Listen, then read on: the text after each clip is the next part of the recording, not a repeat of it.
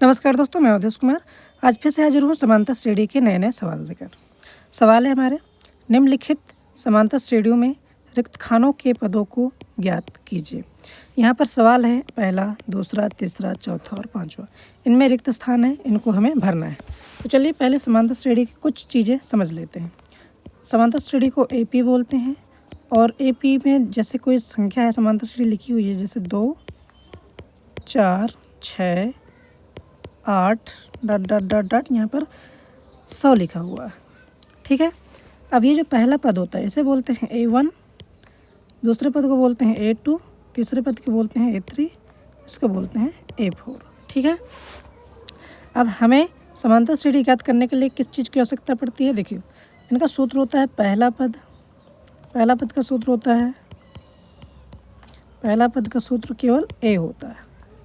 दूसरा पद का क्या होता है? दूसरा पद का जो सूत्र होता है, दूसरा पद का सूत्र होता है A+D होता है। तीसरा पद का क्या सूत्र होता है? तीसरा पद का जो सूत्र होता है वो A+2D होता है। यानी जितने भी पद पूछे उनमें से एक कम करके D लिख देना है। जैसे चौथा पद का हो जाएगा चौथा पद का सूत्र होगा हमारा A+3D, यानी एक कम कर देना। चौथा पद तो एक कम करके 3D लिख देना है। इसी तरह से जितने भी पद पूछे ये सूत्र आपको लिख देने हैं, अप्लाई कर देना है।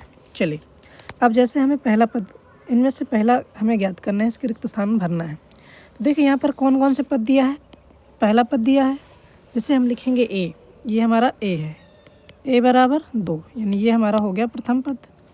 और क्या दिए? दूसरा पद गायब है। तीसरा पद दिए, कौन सा पद दिए है? तीसरा पद। और हमें पता है तीसरा पद दिए है, तीसरा पद कितना दिया है? 26। अब हम तीसरा पद का जो सूत्र होता है, तीसरा पद का सूत्र यहाँ पर लिखा हुआ है। तीसरा पद का सूत्र होता है A+2D बराबर 26। अब हमें क्या पता है कि पहले में A का मान है हमारा 2, तो A की जगह हमें रख देना है 2 + 2D बराबर 26। 2 को उठा के इधर ले आएंगे तो इधर बचेगा 2D, इधर 26 - 2, क्योंकि प्लस का इधर पक्षांतर करेंगे तो माइनस का हो जाएगा। तो 2D बराबर 26 में 2 जाएंगे तो बचेगा हमारा 24। तो D बराबर हो जाएगा 24/2, 12 दूना 24। तो जो D का मान आ गया हमारा 12 आ गया। D का मान कितना आ गया? 12। अब हमें D का मान पता चल गया, A का मान पता चल गया। अब यहाँ से हमें जो दूसरा पद भरना है, तो दूसरा पद का जो सूत्र होता है,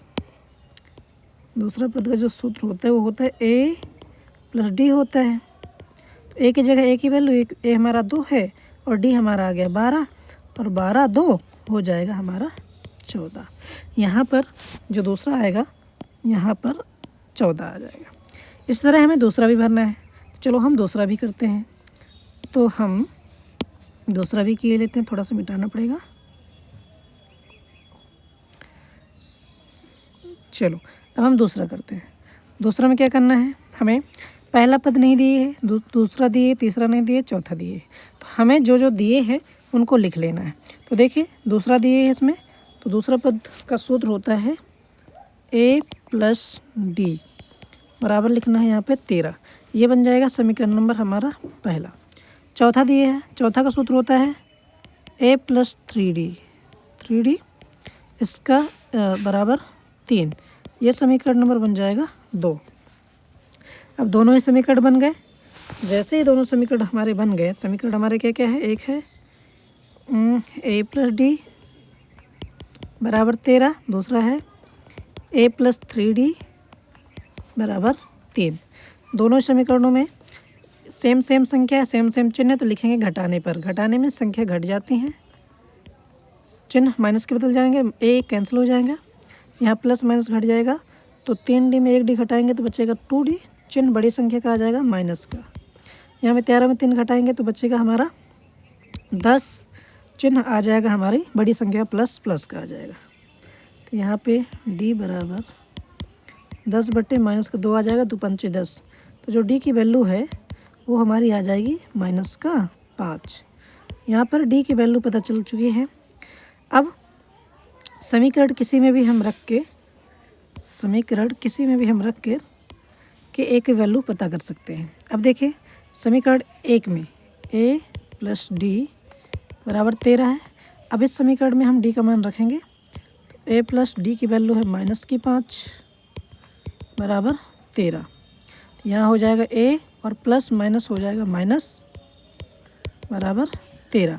5 को उठा के इधर ले आएंगे, पक्षांतर करेंगे, 13 + 5 हो जाएगा क्योंकि माइनस का है तो इधर प्लस का आ जाएगा। तो a की वैल्यू हो जाएगी 13 और 5 18। 18 हमारी a की वैल्यू आ गई। यहाँ पर d की वैल्यू पता चल चुकी, यहाँ पर a की वैल्यू पता चल चुकी। अब हमें क्या ज्ञात करना है, कौन सा पद ज्ञात करने हैं? पहला पद। तो पहला पद तो a ही होता है, तो a हमारा निकल के आया है, a हमारा जो निकल के आया है वो निकल के आया है 18। यहाँ पर हम लिखेंगे पहला पद 18। अब हमें तीसरा पद ज्ञात करना है। तीसरा पद का सूत्र तो पता ही है आपको। तीसरा पद की जो वैल्यू है, सूत्र है a प्लस 2d होती है। तो a की जगह a हमारा कितना निकल के आया था? a हमारा निकल के आया है 18। d की जो वैल्यू है -5 निकल के आई है, तो ये हो जाएगा 18 प्लस 5 9 10 -10। अब देखिए 18 प्लस माइनस माइनस हो जाएगा 10। 18 में जब 10 घटाएंगे तो बचेगा 8। ये हमारा निकल के आ गया हमारा तीसरा पद। तीसरा पद जो हमारा यहाँ पर आ जाएगा 8। ये इस तरह से पहला हो गया, दूसरा हो गया। इस तरह से आपको तीसरा भी करना है, चौथा भी करना है और पांचवा भी करना है। तो देखिए अब हम तीसरा नंबर भी ले रहे हैं। तो तीसरे नंबर में इन्हें थोड़ा सा मिटाना पड़ेगा।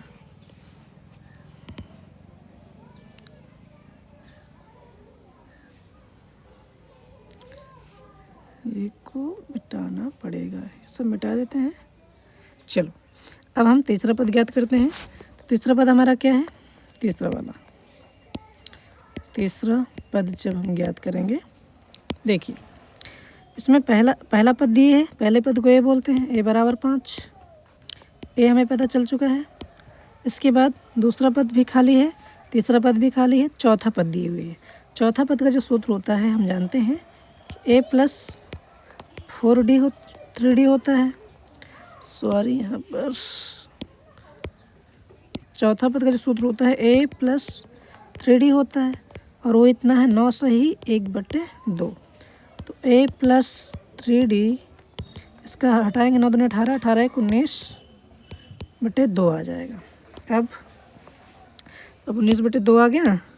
इसके बाद a प्लस 3d बराबर 19/2 है। a की जगह a की वैल्यू रखेंगे। a की वैल्यू यहाँ निकल के आ चुकी है 5। 5 + 3 गुणे d की वैल्यू तो हमें पता नहीं है, बराबर 19/2।